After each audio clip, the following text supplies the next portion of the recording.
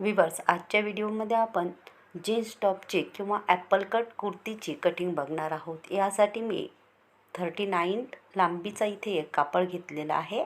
हा 4 फोल्ड कापड आहे आणि खालील डबल फोल्ड असे 4 फोल्ड आहेत। माझ्याकडील भाग म्हणजेच हा भाग जो आहे हा पण 39 उंचीचा आहे। याची रुंदी मी 15 इंच घेतलेली आहे। माझ्याकडील भाग हा बंद भाग आहे आणि इथून आपण याची रुंदी कट करून घेणार आहोत। त्याआधी मी बंद भागाकडनं 3.5 इंच गळ्याची रुंदी टाकणार आहे आणि 4 इंच शोल्डर घेणार आहे। अगोदर गळ्याची रुंदी आणि त्याच्या पुढे मी शोल्डर टाकलेली आहे। गळ्याची उंची मी 4 इंच घेतलेली आहे आणि याला आपण राऊंड शेप देणार आहोत। थोडा गळ्याची रुंदी इथे रुंदी मी 3.5 इंच घेऊन बोटनेक टाईप रुंद असा हा गळा घेणार आहे। इथे 6.5 इंच मी इथे आर्महोलची उंची घेतलेली आहे। इथे सुद्धा 6.5 करून घेणार आहे, परंतु ही आपली रुंदी नाही आहे, टॉपची रुंदी नाही आहे। जस्ट एक मी कच्ची मार्किंग करते आहे। प्रिंटेड कापड असल्यामुळे यावर चॉक चालत नाही आहे। इथे मी मुख्य रुंदी घेणार आहे। हे जे 2 राऊंड करते आहे, हे 2 राऊंड बगलचे शेप आपण देते आहे। आता आपण उंचीमध्ये मार्किंग करून घेणार आहोत। जो आपला फिटिंग असतो तो मी 12 इंचावर मार्क केलेली आहे आणि 19 इंचावर मी याची मेन कमरची रुंदी केलेली आहे। इथे जी आहे इथे मी मुख्य रुंदी आणि इथे आपली फिटिंगची रुंदी आणि इथे कमर रुंदी मी ही 1-1 इंचाने शिल्लक घेतलेली आहे आणि याला बाहेरून आपण हा शेप देणार आहोत। रुंदीमध्ये आपण 1 इंच एक्स्ट्रा करून घेतलेला आहे। याची ऑलरेडी उंची आपण मोजून घेतलेलीच आहे, परतही मी एकदा चेक करतेच आहे। हा जो शेप आहे इथे मी पूर्ण जॉईन करणार आहे आणि तिथून आपण ॲपलचा शेप देणार आहोत। राऊंड आकार इथे आपण या कुर्तीला देणार आहोत। हा किती डीप घ्यायचा आहे हा आपल्या आवडीनुसार असतो, पण जनरली याचे जे कॉर्नर आहेत हे कॉर्नर आपल्याला 5-5 इंचापर्यंत कट करायचे असतात। इथे मी इथे टच करून ही सरळ अशी शिलाई करून घेणार आहे। आता फिटिंगची शिलाई आपली मार्किंग ती बाकीच आहे।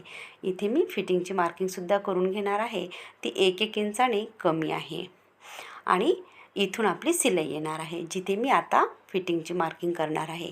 आपण आपल्या टॉपचे पूर्ण मेजरमेंट कसे टाकायचे आहे हे बऱ्याचशा व्हिडिओमध्ये मी तुम्हाला सांगितलेले आहे। आता आपण याची बाहेरून जी कटिंग आहे ती करून घेणार आहोत आणि त्यानंतर आपण याची हा भाग आपण कट करून घेणार आहोत। हा भाग कट झाल्यानंतर आपल्या टॉपला आता ॲपलचा कट येतो। इथून स्टिचिंग थोडी डिफिकल्ट जाते, परंतु ती सुद्धा मी तुम्हाला सांगणारच आहे। आपल्या मागील भागाची कटिंग झालेली आहे। आता आपण यावर मागील गळ्याची रुंदी 1 इंच टाकून मी याचा शेप देऊन याला सुद्धा कट करून घेणार आहे आणि समोरील भागाची आर्महोलला सुद्धा मी आकार देणार आहे। इथे आपण आता स्लीवची कटिंग करणार आहोत। बऱ्याचशा व्हिडिओमध्ये स्लीवची कटिंगची डिटेल इन्फॉर्मेशन मी तुम्हाला दिलेली आहे, परंतु ही आता ट्रेंडी म्हणजेच फॅशनेबल स्लीव्ज असल्यामुळे मी याची रुंदी ही 11 इंच उंची घेतलेली आहे आणि रुंदी कशी घ्यायची आहे हे मी तुम्हाला अगोदरच शिकवलेले आहे।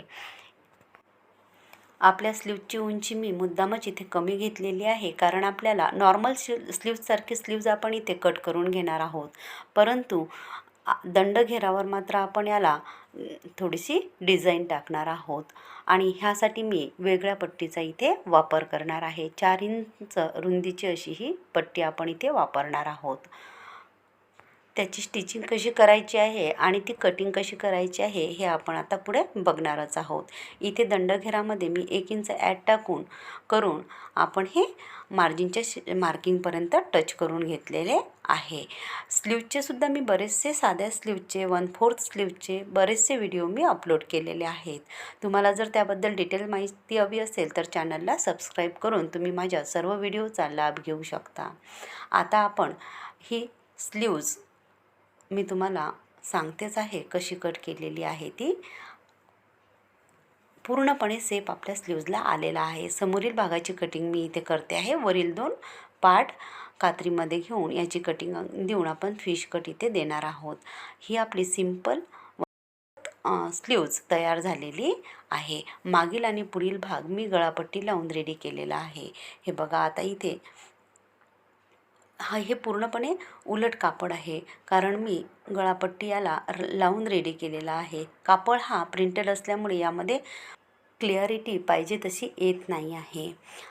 आपली ही स्लीव्ज तयार झालेली आहे. आता मी मागील आणि पुढील भागाची स्टिचिंग इथे करून घेणार आहे.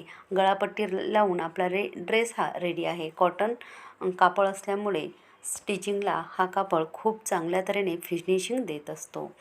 मी शोल्डरच्या शिलाई इथे मारून घेणार आहे आणि स्लीव्जचा भागसुद्धा आपण समोरासमोरील भाग चुकू नये यासाठी अगोदरच अशा पद्धतीने ठेवून घेणार आहोत आणि त्यानंतर आपण अशीची अशी शिलाई पकडून याला स्टिच करून घेणार आहोत. दोन्ही स्लीव्ज मी लावून घेतलेल्या आहेत. ॲक्च्युली ह्या स्लीव्ज लावण्याच्या अगोदर आपण डिझायनिंग करायला हव्यात, परंतु मी ती उलट केलेली आहे हॅबिच्युअल असल्यामुळे कदाचित.